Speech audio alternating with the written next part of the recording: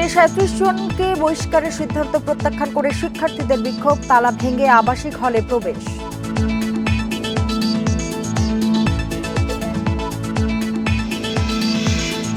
হাসপাতাল চালুর দাবিতে সুনামগঞ্জ মেডিকেল শিক্ষার্থীদের বিক্ষোভ, ৬ দাবিতে রয়েছে পলিটেকনিক শিক্ষার্থীদের রাস্তা অবরোধ।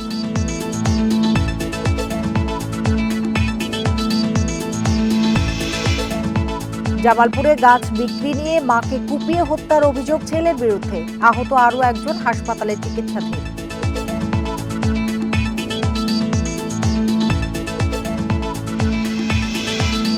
৩ দিনের ব্যবধানে পেঁয়াজের দাম কেজিতে বেড়েছে ১০ থেকে ১৫ টাকা, নতুন পেঁয়াজ মজুত করায় সরবরাহ সংকট।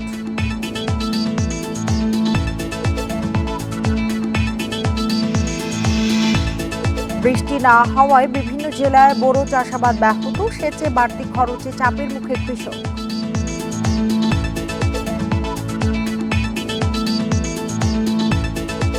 বান্ডেল থাকলে প্রতি সেনমানিতে টাকা বাঁচবে। বিকাশ সেনমানি বান্ডেল কিনে জিতুন প্রতি লেনদেনে। আমন্ত্রণ সমগ্র বাংলাদেশে, আপনাদের সঙ্গে আছে আমি সুমনা সিমি। এতক্ষণ জানাচ্ছিলাম শিরোনামগুলো, এবার জানাবো পুরো খবর। খুলনা প্রকৌশল ও প্রযুক্তি বিশ্ববিদ্যালয় কুয়েটে ৩৭ শিক্ষার্থী বহিষ্কার সিদ্ধান্ত প্রত্যাখ্যান করে বিক্ষোভ করেছে শিক্ষার্থীরা। সকালে বিক্ষোভের পর আবাসিক হলগুলোর তালা ভেঙে তারা প্রবেশ করে। ক্যাম্পাসে ছাত্র রাজনীতি বন্ধের দাবিতে চলা আন্দোলনে হামলা সংঘর্ষের ঘটনা ঘটে। গত 18 ফেব্রুয়ারি সেই ঘটনায় তদন্ত কমিটির প্রতিবেদনের পর সিন্ডিকেট সভায় ৩৭ শিক্ষার্থীকে সাময়িক বহিষ্কারের সিদ্ধান্ত হয়। পরে ৬ দফা দাবি থেকে সরে উপাচার্যের পদত্যাগের ১ দফা দাবি ঘোষণা করে তারা। এ সময় বিভিন্ন বিভাগের সামনে গিয়ে শিক্ষকদের তাদের সাথে একাত্মতা প্রকাশের আহ্বান জানায় শিক্ষার্থীরা। সংঘর্ষের সেই ঘটনায় অজ্ঞাত ৫-৬ জনের নামে মামলা করে কুয়েট প্রশাসন। পরে ২৫ ফেব্রুয়ারি থেকে অনির্দিষ্টকালের জন্য কুয়েটের সকল কার্যক্রম বন্ধ ঘোষণা করে হল ত্যাগের নির্দেশ দেয় সিন্ডিকেট। ৪ মে থেকে একাডেমিক কার্যক্রম শুরু ও ২রা মে হল খোলার সিদ্ধান্ত হলেও তা বর্জন করে শিক্ষার্থীরা।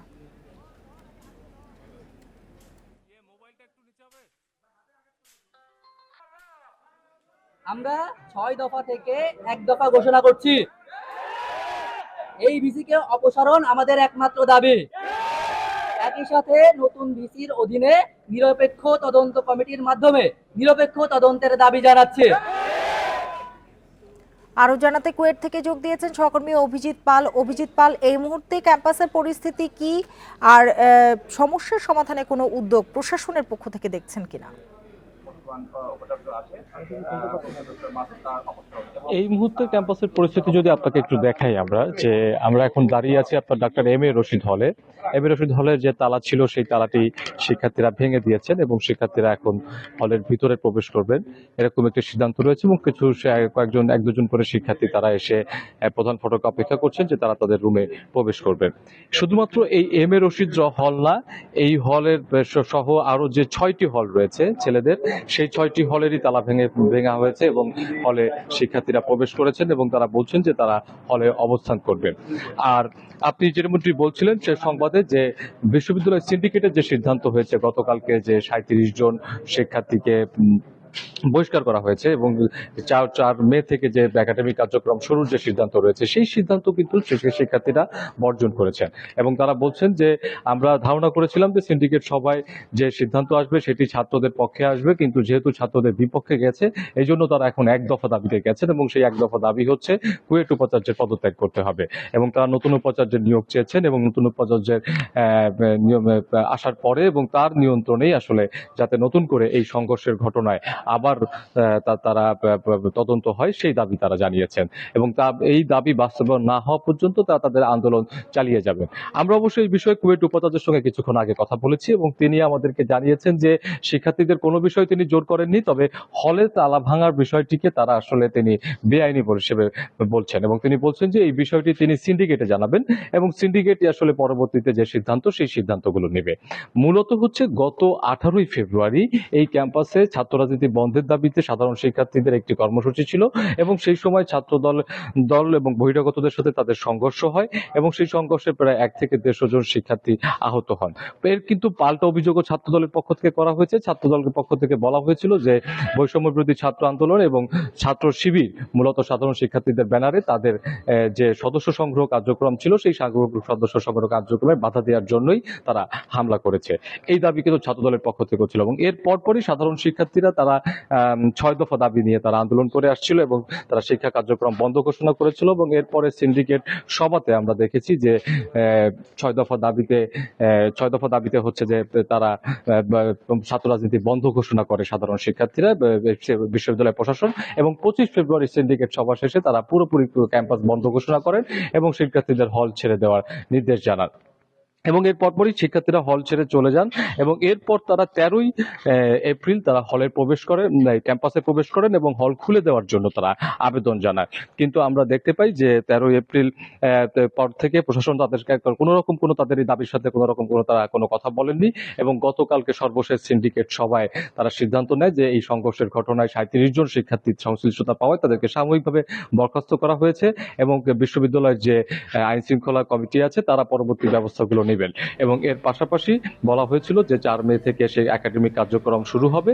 এবং 2 মে থেকে হল খুলে দেওয়ার ঘোষণা হবে। কিন্তু শিক্ষার্থীরা আজ তারা হচ্ছে হলের তালা নিজেরাই খুলেছে এবং তারা আপনি দেখতে পাচ্ছেন যে 2 জন শিক্ষার্থী এখনই তাদের যে রুম সেই রুমে তারা ইতিমধ্যে তারা প্রবেশও করেছেন এবং আস্তে আস্তে অন্যান্য শিক্ষার্থীরাও তারা এখানে আসবেন বলে তারা আমাদেরকে জানিয়েছেন। তবে বিশ্ববিদ্যালয় প্রশাসন এই হলে এখন শিক্ষার্থীরা কিভাবে আসবে বা কিভাবে কি করবেন সে বিষয় পর্যন্ত এখন পর্যন্ত জানাননি।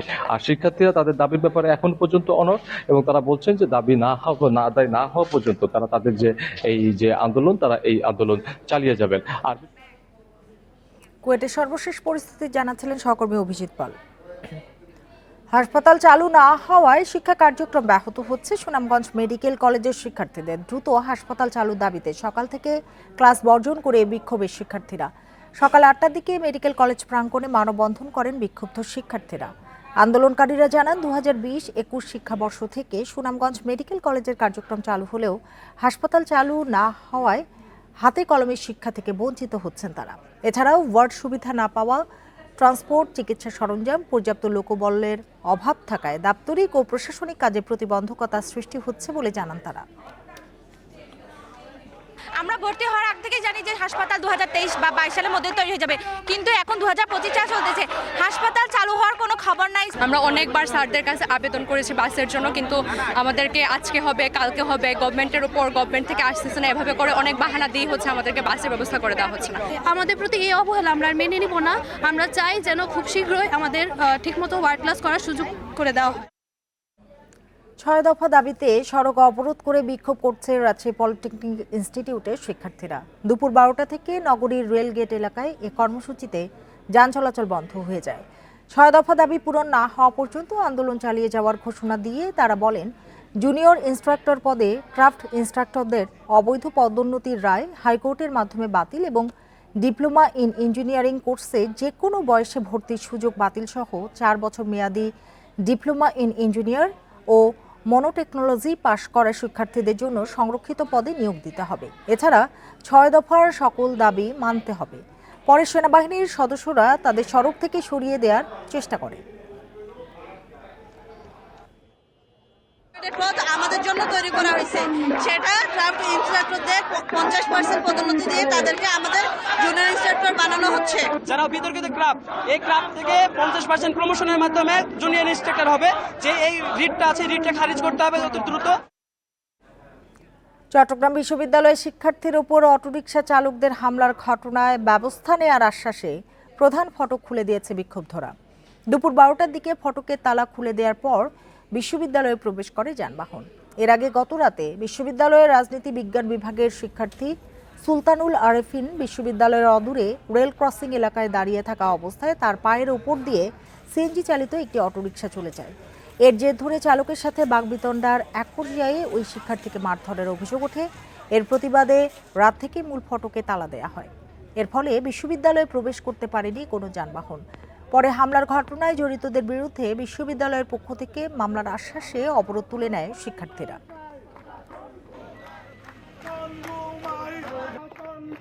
অর্গানাইজ ক্রাইম করেছে, সবাইকে একসাথে করে শিক্ষার্থীর উপর আঘাত করেছে।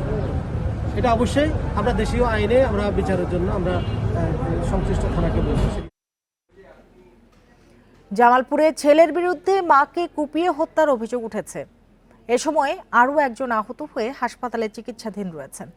সকালে শহরের চন্দ্রাঘুন্টি এলাকায় এই ঘটনা ঘটে। পুলিশ জানায় সকালে বাড়ির পাশের একটি গাছ কাটাকে কেন্দ্র করে মা মঞ্জিলা বেগমের সাথে ছেলে মঞ্জুরের কথা কাটাকাটি হয়। এ সময় গাছ কাটতে আসা ব্যক্তিকে ধারালো ছুরি দিয়ে কোপানো শুরু করে মঞ্জু। পরে মঞ্জিলা বেগম বাধা দিতে গেলে তাকেও কুপিয়ে ও গলা কেটে হত্যা করে মঞ্জু।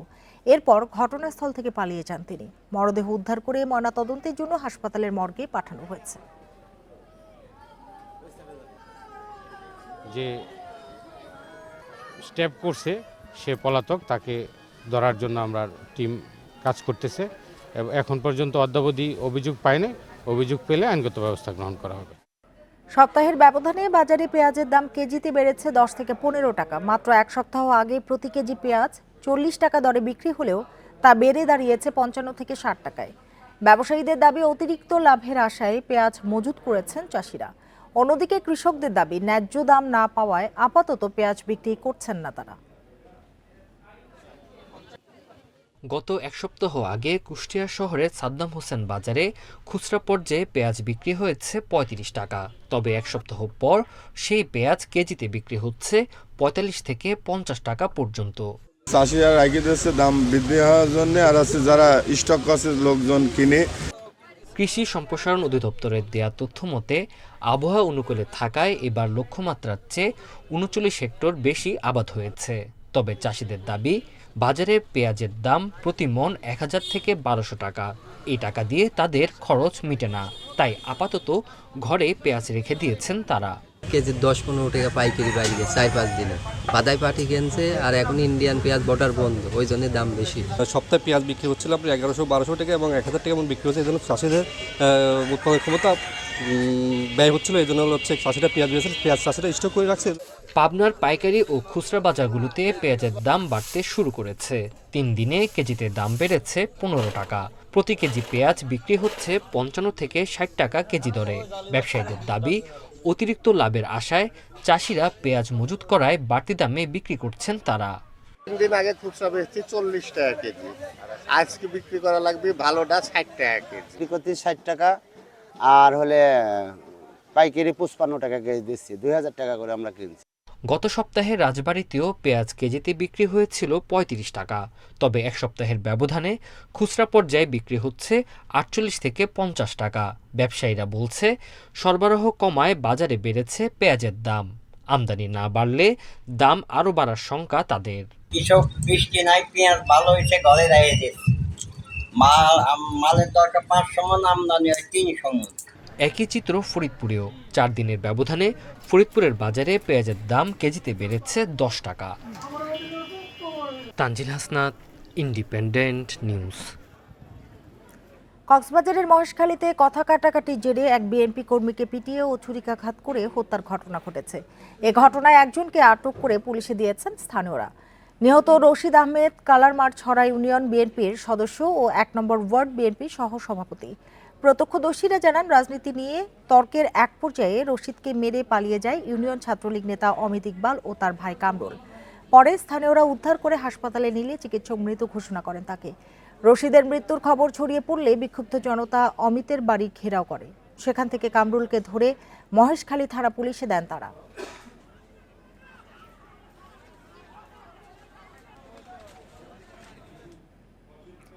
চট্টগ্রামের এনায়েত বাজার মালিপাড়া বস্তিতে আগুনে পুড়ে গেছে 20টি বসতঘর। তবে কোনো হতাহতের ঘটনা ঘটেনি। ভোর 5:30টার দিকে এই ঘটনা ঘটে। ফায়ার সার্ভিসের উপপরিচালক খলিলুর রহমান জানান, আগুনের খবর পেয়ে 5টি ইউনিট আগুন নেভানোর কাজ শুরু করে। পরে প্রায় 1 ঘন্টার চেষ্টায় আগুন নিয়ন্ত্রণে আসে। ঘনবসতিপূর্ণ এলাকা হওয়ায় আগুন নেভাতে বেগ পেতে হয়েছে বলেও জানান তিনি। ভুক্তভোগী বাসিন্দারা জানান, আগুনে বেশিরভাগ ঘর থেকে কোনো মালামাল বের করতে পারেননি তারা। আমরা ছাড়া কিছুই নাই, আমরা জীবিত আছি, এটাই অনেক। আমরা দৌড়ে বাড়িছি বাইরনের পর আমরা সবাই মিলে এইটা ঘর সামালতাম পানি দিতে আসি পানি আমার ঘরে যে কোনো জিনিস বাইর করবো ওই খেয়াল আর নাই। আমরা যতটুকু চেষ্টা করছি সবাই মিলে যার যার ঘর থেকে পানি নিয়ে আগুন নিভানোর চেষ্টা করছি, এর পরে ফায়ার সার্ভিস এসে আগুনটা নিভেছে আর কি। ঢাকার দোহারে এক ব্যবসায়ীর বাড়িতে ডাকাতির ঘটনা ঘটেছে। এ সময় ডাকাতরা ৩৩ ভরি স্বর্ণ ও টাকা লুট করে নিয়ে যায়। সোমবার রাতে দোহারের পশ্চিম সুতারপাড়া এলাকায় এ ঘটনা ঘটে। পুলিশ ও স্থানীয়রা জানায় রাতে বাড়ির নিচ তলার বারান্দার গেট ভেঙে ভেতরে প্রবেশ করে ডাকাত দল। এ সময় ব্যবসায়ী শাহজাহান সহ পরিবারের সদস্যদের অস্ত্রের মুখে জিম্মি করে ডাকাতরা। পরে দ্বিতীয় তলার 3টি রুমের আলমারি ভেঙে নগদ অর্থ ও স্বর্ণালংকার নিয়ে যায়। এ সময় বাড়ির সিসি ক্যামেরার ডিভিআরও খুলে নিয়ে যায় ডাকাতরা। লিখিত অভিযোগ পেলে ব্যবস্থা নেওয়া হবে বলে জানিয়েছে পুলিশ।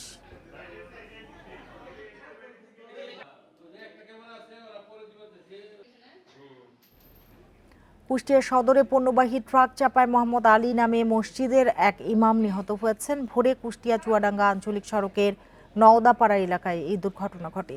পুলিশ জানায় ফজরের নামাজ শেষে বাড়ি ফিরছিলেন মোহাম্মদ আলী। এ সময় একটি ট্রাক চাপা দিলে ঘটনাস্থলে মারা যান তিনি। এ সময় স্থানীয়রা ধাওয়া করে ট্রাক চালক রাজা মিয়া ও তার সহকারী মাসুদ রানাকে আটক করে পুলিশে দেয়। এদিকে ফরিদপুরের মধুখালীতে তরমুজ বোঝাই ট্রাক নিয়ন্ত্রণ হারিয়ে সড়কের পাশে গাছে ধাক্কা দিলে ঘটনাস্থলে চালক ও সহকারী নিহত হয়।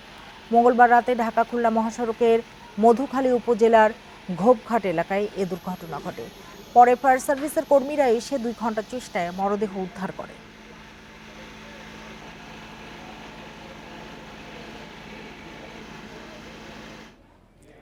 বিরূপ আবহাওয়ার কারণে দেশের বিভিন্ন জেলায় বোরো আবাদ ব্যাহত হচ্ছে। এতে ফসল বিভিন্ন রোগবালাইয়ে আক্রান্ত হচ্ছে। খরার কারণে অতিরিক্ত সেচের ব্যবস্থা সহ বাড়তি উৎপাদন খরচে চাপের মুখে কৃষক। খরায় শুকিয়ে যাচ্ছে ক্ষেত। ধান উৎপাদনের অন্যতম জেলা নওগাঁয় বোরো আবাদ পড়েছে হুমকির মুখে। অনেক এলাকায় নেমে গেছে পানির স্তর। এতে বেড়েছে সেচের খরচ। বাড়তি খরচ দিয়ে ধান উৎপাদন করে কতটুকু লাভ হবে তা নিয়ে দুশ্চিন্তায় কৃষক। এটা এখন বেশি লাগতেছে খরার কারণে, এতে আমাদের খরচের হারটা বেড়ে যাচ্ছে। বিগত দিনে আমরা 1500 টাকা বিঘা সিঁচেছিলাম, হয়তো এবার 2000 টাকা বিঘা লাগাইতে পারে। ফরিদপুরেও বোরো উৎপাদন ক্ষতিগ্রস্ত খরার মুখে। তাপপ্রবাহের কারণে হলুদ রং ধারণ করেছে ধানের গাছ। বেড়েছে চিটা হওয়ার আশঙ্কা। ধানের নিয়মিত পানি দেওয়া লাগতেছে, ঘন ঘন পানি দেওয়া লাগতেছে। পানি নিয়ম মতো না দিলে পরে ধানের ছিটে পড়ে যাবে বেশি বেশি। ওষুধ যখন দেবো, প্রতিদিন পানি যখন দেবো, খরচ তো বাড়তি হবে, তাই আমরা তো লসে পড়ে যাচ্ছি। মেহেরপুরে তাপমাত্রা থেকে ধান রক্ষা করতে একদিন পর পর সেচ দিচ্ছেন কৃষকরা। এতে উৎপাদন খরচ বেড়েছে তাদের। তাপমাত্রার কারণে ধান নষ্ট হওয়ারও আশঙ্কা দেখছেন তারা। লিয়ারে পানি পাইছে না, এই পানি এখন পানি উঠতে দেরি হয়েছে। ধান সময়তে পানি পাইছে, সময়তে পাইছে না। সুন্দর রোদের কারণে মাটি শুকিয়ে যাচ্ছে। আমাদের একদিন পর পর সেচ দেওয়া লাগছে। আমাদের যদি তাপমাত্রা যদি 2 ডিগ্রি বৃদ্ধি পায়, সেক্ষেত্রে আমরা চাষিদেরকে মাঠে পানি ধরে রাখার পরামর্শ দিচ্ছি এবং এই ব্যাপারে আমরা উপজেলা কৃষি অফিসারদের নির্দেশনা দিয়েছি, তারা যেন মাঠে প্রচারণা চালায় এবং কৃষককে এই ব্যাপারে পরামর্শ দেয়। লক্ষ্মীপুরে জমিতে সেচ দিয়েও কুলে উঠতে পারছেন না কৃষক। ধানে দেখা দিয়েছে বিভিন্ন রোগবালাই। Sadekur Rahman Siddiqui, Independent News. এ বিষয়ে আরো জানাতে এবার লক্ষ্মীপুর থেকে যোগ দিয়েছেন সহকর্মী আব্বাস হোসেন। আব্বাস হোসেন, বিরূপ আবহাওয়া কি ধরনের প্রভাব পড়েছে ফসলে, আর উত্তরণে কৃষি বিভাগ কি পরামর্শ দিচ্ছে?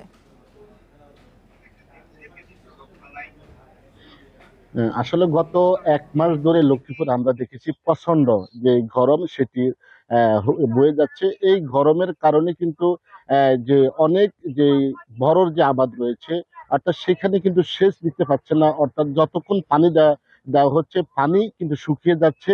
এর পাশাপাশি অনেক এলাকায় আমরা দেখেছি ভূগর্ভস্থ যে পানির স্তর সেটি নেমে যাওয়ার কারণে কিন্তু অনেক সমস্যা হচ্ছে, এমনটি কৃষকরা আমাদেরকে জানিয়েছেন। তো তারা যেটি জানিয়েছেন, একদিকে সেচ খরচ দ্বিগুণ বাড়ছে, অন্যদিকে যে বিভিন্ন ধরনের কীটনাশকের দাম সেটিও বাড়ছে। অর্থাৎ এই দুই দিকে যে খরচ বাড়ার কারণে তারা যে উৎপাদন ব্যয় সেটি কিন্তু বাড়বে, এমনটি তারা বলছেন। প্রতি মন ধানে তাদের খরচ হচ্ছে এখন 1500 থেকে 1600 টাকা পর্যন্ত, যদিও বাজারে এর চেয়ে অনেক কম, এমনটি তারা জানিয়েছেন। তো এর পাশাপাশি আমরা দেখেছি যে এখানে অনেক ধান কিন্তু ইতিমধ্যে যারা আগাম যে ধান রোপণ করেছেন তারা ধান কাটতে শুরু করেছে, সেখানে কিন্তু ফলন অনেক ভালো হয়েছে। আর যারা একটু দেরিতে আবাদ করেছেন তাদের ফলন আসতে আরো কিছুদিন সময় লাগবে, এমনটি কৃষকরা জানিয়েছেন। তবে আমরা এই বিষয়ে কিন্তু এখানে কৃষি সম্প্রসারণ অধিদপ্তর যারা রয়েছেন তাদের সাথে আমি কথা বলেছি, মাঠ পর্যায়ে যারা কাজ করেন তাদের সাথেও কথা বলেছি। তারা বলছেন তারা ইতিমধ্যেই কৃষকদের পরামর্শ দিচ্ছেন, যদি তারা বারবার যে ক্ষেতে পানি দেওয়া হয়, সেচ চালানো হয়, তাহলে হয়তোবা এই যে সমস্যা হচ্ছে বা ভূগর্ভস্থ পানি নেমে যাওয়ার কারণে যেই খরায় অর্থাৎ প্রতিটা জমির যেই জায়গায় কিন্তু শুকিয়ে যাচ্ছে, শুকিয়ে যাওয়ার কারণে ধান অনেক জায়গায় ছিটে হচ্ছে এবং যে ছিটার সাথে সাথে অনেক জায়গায় পচন ধরা দিচ্ছে, রোগ বালাই দেখা দিয়েছে। এগুলো যেন বারবার তারা চেষ্টা করে যেন যে বড় যে ধান সেখানে যেন তারা সেচ কাজ চালিয়ে যায়, তাহলে হয়তো বা কিছুটা হলেও তারা রেহাই পাবে, এমনটি বলছেন। এর বাইরেও কিন্তু আমরা এখানে অনেকে অভিযোগ করেছেন যে এই বাড়তি যে কৃষকরা রয়েছেন তারা বলছেন সেচ পাম্প মালিক যারা রয়েছেন তারা ইতিমধ্যে এই বারবার ঘন ঘন লোডশেডিং হওয়ার কারণে, বিদ্যুৎ না থাকার কারণে সেচ দিয়ে পানি উঠাতে পারছেন, এতে করে তারা ডিজেল ব্যবহার করছেন, এই কারণে খরচ পড়ছে, তারা দামও কিন্তু অনেক বেশি নিচ্ছে সেচের, এমনটি অভিযোগ করেছেন কৃষকরা। তারা বলছেন যে প্রতি একর জমিতে গত বছর যে হারে তারা সেচের টাকা দিয়েছেন পাম্প মালিকদের, সেটি কিন্তু এবার তারা আরো কয়েক গুণ বাড়িয়েছেন। অর্থাৎ এই বাড়ার কারণে উৎপাদন বাড়ছে, আর ধানের যে উৎপাদন সেটি কিন্তু সংখ্যা দিয়েছে যে উৎপাদন হবে কিনা। তবে এই বছর লক্ষ্মীপুরে 37,500 হেক্টর জমিতে বড় আবাদ হয়েছে, এটি এখন অনেক জায়গায় কাটা শুরু হয়েছে এবং আবার অনেক জায়গায় কিন্তু কিছুদিনের মধ্যে কাটবে। তবে এই প্রচন্ড গরমের কারণে অনেক জায়গায় কিন্তু নানা ধরনের সমস্যা দেখা দিয়েছে, সেটার জন্য রেহাই পাওয়ার জন্য কৃষকরা দুশ্চিন্তায় পড়েছেন। কৃষিতে আবহাওয়ার বিরূপ প্রভাব নিয়ে লক্ষ্মীপুর থেকে জানাচ্ছিলেন সহকর্মী আব্বাস হোসেন। অনাবৃষ্টি আর তীব্র খরায় নাটোরে শুকিয়ে চৌচির খালবিল জলাশয়, ভূগর্ভস্থ পানির স্তর নেমে গেছে নিচে। এ অবস্থায় বোরো ধানে সেচ দেয়া মারাত্মকভাবে ব্যাহত হচ্ছে। গভীর গর্ত করে সেচ যন্ত্র বসিয়েও পানি তুলতে পারছেন না কৃষকরা। এতে ফসলের উৎপাদন নিয়ে শঙ্কায় রয়েছেন তারা।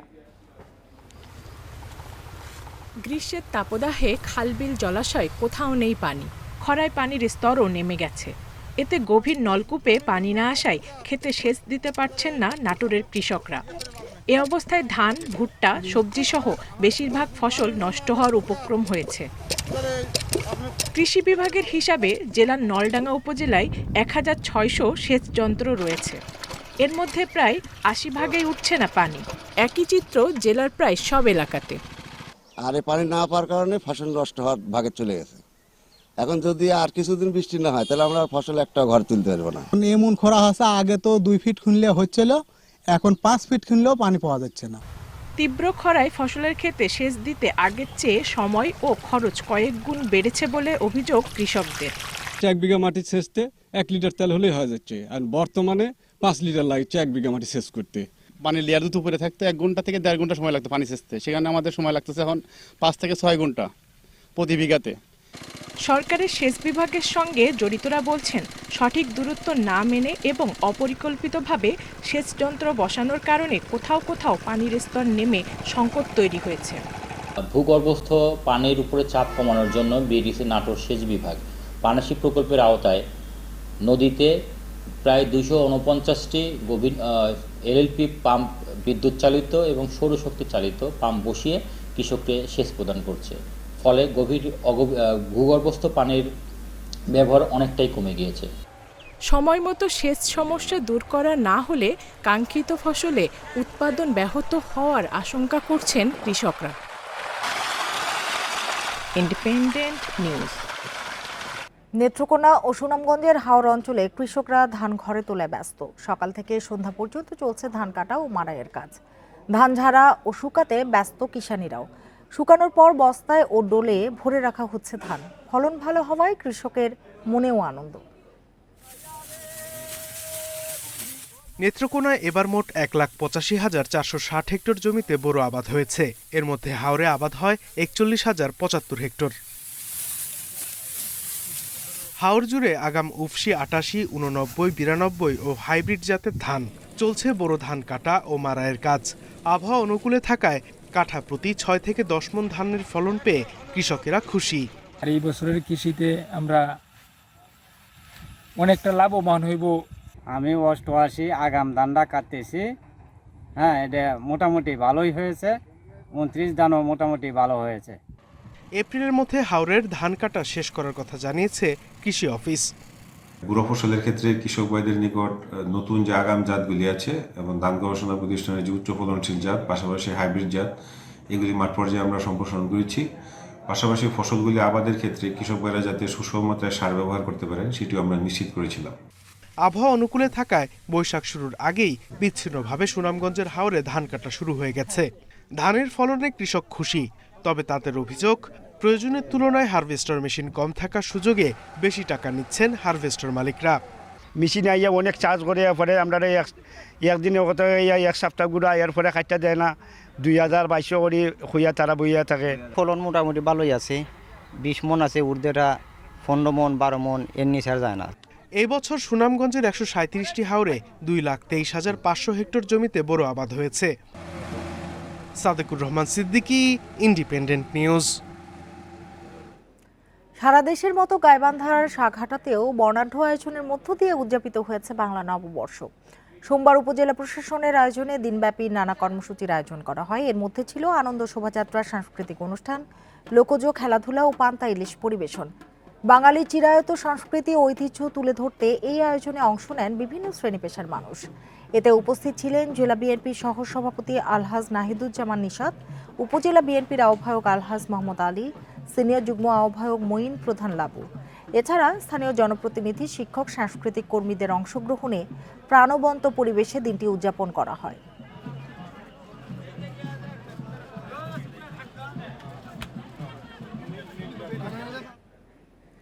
সাভারে বিশেষ অভিযানে ছিনতাই ও মাদক ব্যবসায় জড়িতের অভিযোগে 8 জনকে গ্রেপ্তার করেছে পুলিশ। এ সময় আটকদের কাছ থেকে জব্দ করা হয়েছে দেশীয় অস্ত্রসহ বিপুল পরিমাণ মাদকদ্রব্য।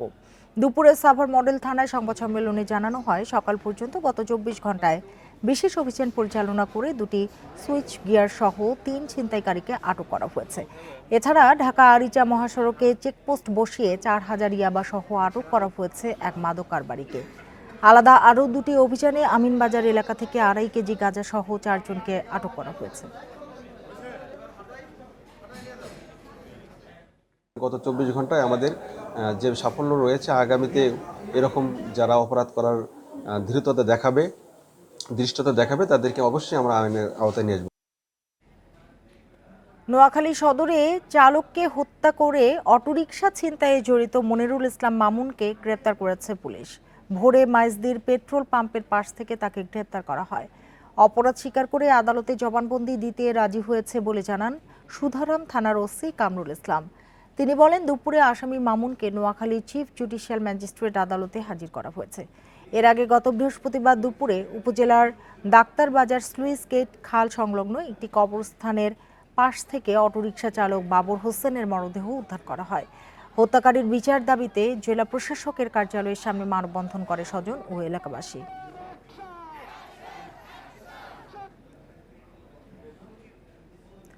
দিনাজপুরের অর্জুনাহার আশ্রয়ন প্রকল্পে চাঁদাবাজির বিরুদ্ধে মানববন্ধন ও বিক্ষোভ করেছে 180টি পরিবার।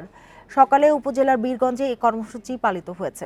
ভুক্তভোগীরা জানান, আশ্রয়ন প্রকল্পের পুকুরে মাছ চাষ করেন তারা। মাছ বিক্রির সময় হলে স্থানীয় কিছু দুর্বৃত্তরা তাদের কাছে চাঁদা দাবি করে।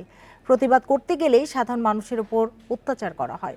এর প্রতিকার চেয়ে প্রশাসনের কাছে অভিযোগ দিলেও কোনো প্রতিকার পাননি বলে জানান তারা। এ বিষয়ে দ্রুত সমাধানের দাবি তাদের।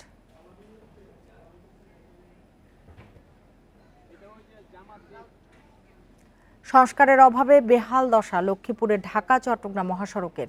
40 কিলোমিটার এ সড়কে ঢালাইয়ের পরিবর্তে দেয়া হয়েছে ইটের সলিং। এতে ঢাকা চট্টগ্রাম সহ দেশের দক্ষিণাঞ্চলের 21 জেলার চলাচলে ভোগান্তিতে পড়েছেন যাত্রীরা। প্রায় ঘটছে ছোট বড় দুর্ঘটনা।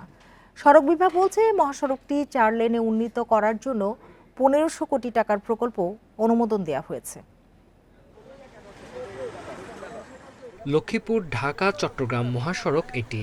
প্রতিদিন ঢাকা চট্টগ্রাম সহ দেশের দক্ষিণাঞ্চলের 21 জেলার প্রায় কয়েক হাজার যানবাহন চলাচল করে এই সড়ক দিয়ে। কিন্তু সড়কের 40 কিলোমিটার যেন এখন গলার কাটা।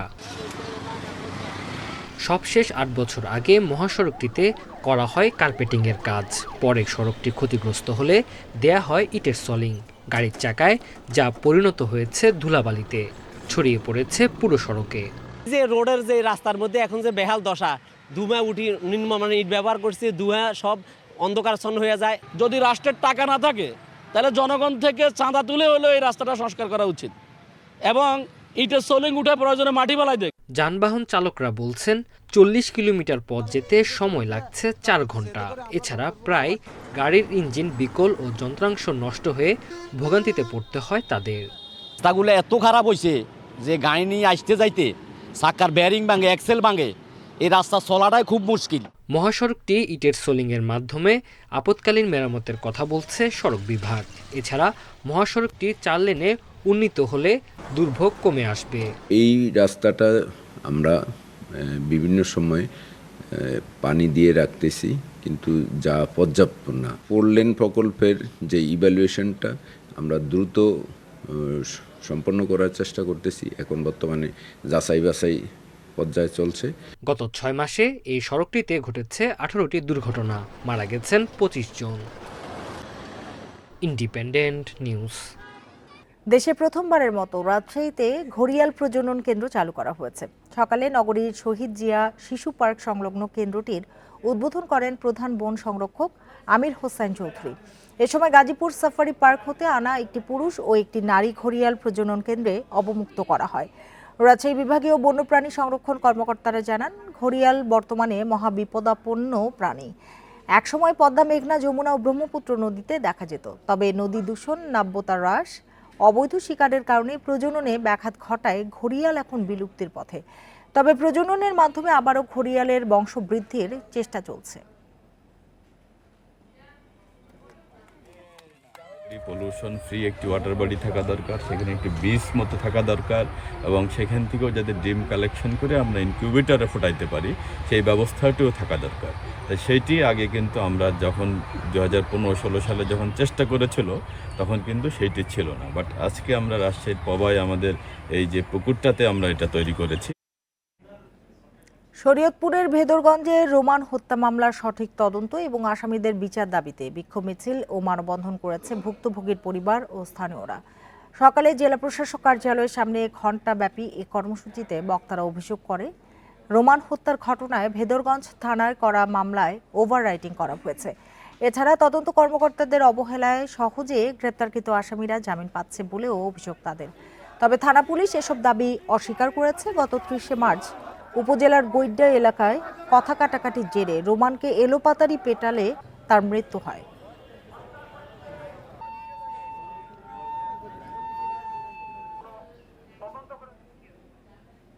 নববর্ষ উপলক্ষে লালমনিরহাটে 4 দিন ব্যাপী মেলা ও ঘোড়দৌড় প্রতিযোগিতা অনুষ্ঠিত হয়েছে। সোমবার সদর উপজেলার বড়বাড়ি শহীদ আবুল কাশেম মহাবিদ্যালয় মাঠে এ আয়োজন করা হয়। গ্রাম বাংলার হারিয়ে যাওয়া ঐতিহ্যবাহী এ প্রতিযোগিতা দেখে খুশি স্থানীয়রা। ঘোড়দৌড় উপভোগ করতে সে সময় মাঠে হাজার হাজার দর্শনার্থী উপস্থিত হয়।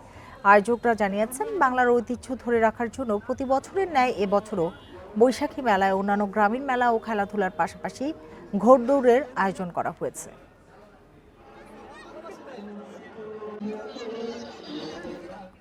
পিরোজপুরে নববর্ষ উপলক্ষে জেলা বিএনপির আয়োজনে সাঁতার প্রতিযোগিতা অনুষ্ঠিত হয়েছে। দুপুরে বলেশ্বর নদীর পশ্চিম প্রান্ত থেকে শুরু হয়ে পুরাতন খেয়াঘাট গিয়ে তা শেষ হয়।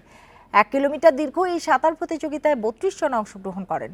পরে বিজয়ীদের পুরস্কৃত করা হয়। অনুষ্ঠানে প্রধান অতিথি ছিলেন জেলা বিএনপির আহ্বায়ক অধ্যক্ষ আলমগীর হোসেন। এছাড়াও উপস্থিত ছিলেন বিএনপি ও অঙ্গ সংগঠনের নেতাকর্মীরা। এ সময় আয়োজকরা জানায়, যুব সমাজকে মাদক থেকে দূরে রাখতেই ব্যতিক্রমী এ আয়োজন করা হয়েছে।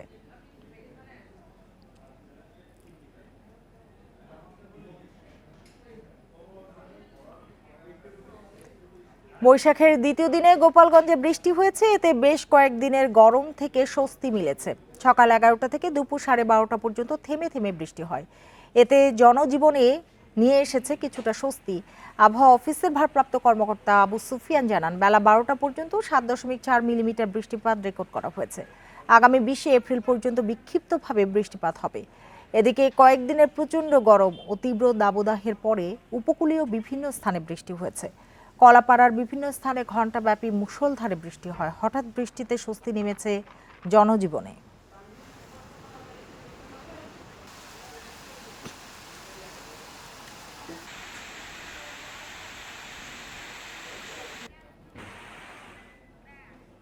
আর এই ছিল আজকের সমগ্র বাংলাদেশে। ইন্ডিপেন্ডেন্ট টেলিভিশনের সব খবরের আরও বিস্তারিত জানতে চোখ রাখুন ফেসবুক, ইউটিউব এবং এক্সে। ধন্যবাদ সবাইকে এতক্ষণ সাথে থাকার জন্য।